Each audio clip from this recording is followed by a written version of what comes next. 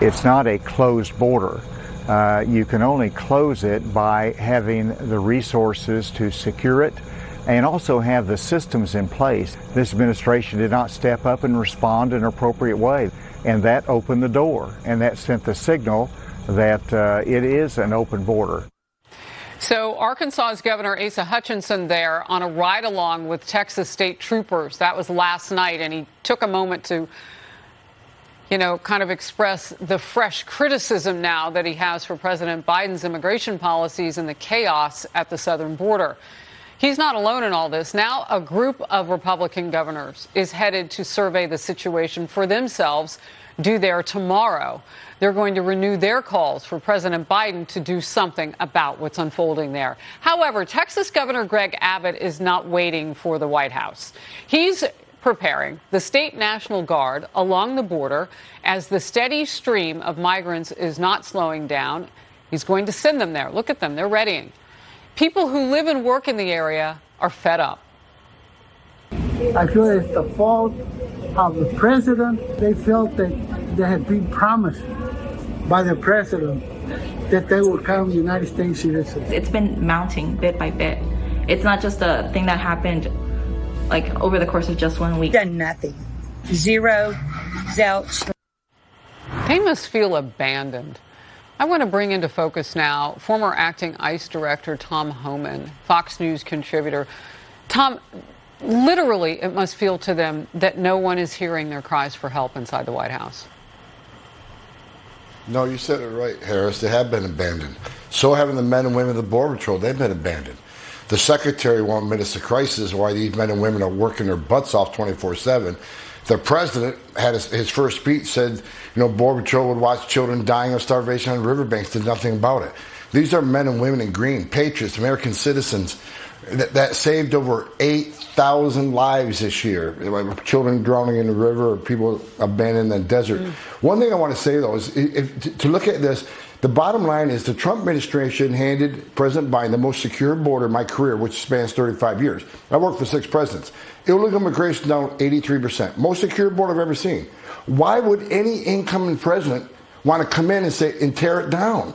There's no downside in a secure border. There's no downside on less illegal immigration, less drug flow, taking money out of cartels' hand. It's ridiculous that any president will come in and say, I want a less secure border. It's just ridiculous.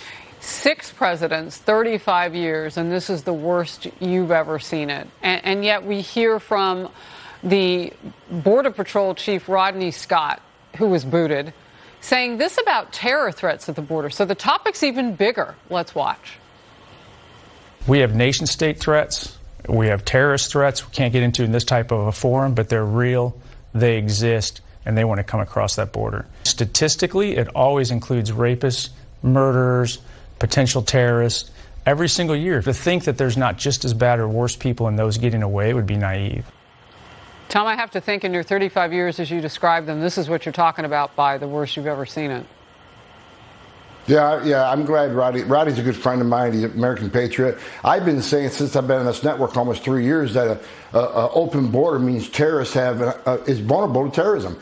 A lot of terrorists come up to the Darien Gap in Panama. The Panama officials just said they got a huge surge coming our way. Mm-hmm. How many known and suspected terrorists are going to embed themselves in these groups? The Darien Gap is the best known pathway for those who want to come here and do harm. And Rodney's right. By numbers, the data shows 20% of Border Patrol apprehensions, 20% by an average, have a criminal history. Now, there's almost 350 to 400,000 gotaways. These are people the Border Patrol couldn't arrest because they're tied up with the family groups. That's based on sensor traffic, camera traffic, drone traffic.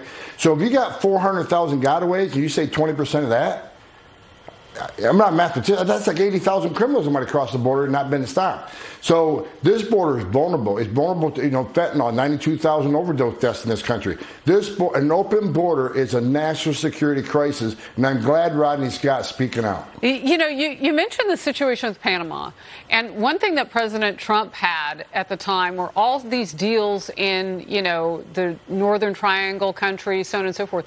Do we have enough friendships with people down there that they would look for the bad guys among them, or are they just floating these people through like next? Just head to America? Panama, we have, ICE has a great relationship with Panama. I was down there meeting with those officials. We have actually stopped known and suspected terrorism right there in the Darien Gap, and we're able to deport them back to their homeland before they got to the United States. But their goal was to get to the United States. We caught some, but how many didn't we catch? Because you don't catch everybody. Like I said, 350,000 to 400,000 gotaways this year alone. Who were they? Wow. Tom Homan, thank you for your time and your expertise. Appreciate it. Thanks for having me, Harris.